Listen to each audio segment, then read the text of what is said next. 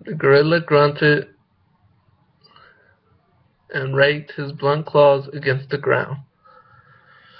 The boy watched with eyes shining with great pride. He turned away as the gorilla sat up and began picking at his coat, and proceeded to gather small twigs and moss with which to start a fire. The gorilla sat upright, grumpily watching and picking at his hide, his bleary eyes clearing gradually like the sky. He sniffed the air, looked around him at the forest, looked in stupid bewilderment at the open sky which extended on and on in blueness. The farther back he reared his head. He rolled his giant head round on his neck as if chasing away the remains of a headache. He pressed lightly against the place on his buttocks where the big hypo had gone in.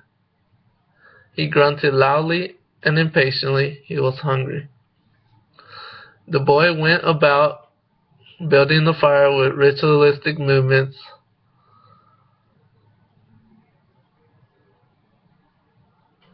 His black hands caressing the wood, the leaves, his warm breath moving the fine feathery dryness of the moss. His wide-bottomed lip hung open in concentration. From time to time he looked up at the gorilla and smiled in suppressed jubilation. Soon the small fire was blazing. The boy sat back from it and looked at the gorilla. He smiled. The gorilla grunted. He turned away distrustingly from the fire, then looked back at it as the boy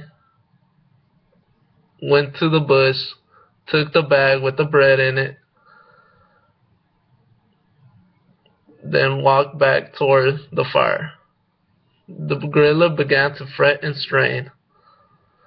He smelled the bread as it came from the wrapper and made it move toward it. The rope drew him up short.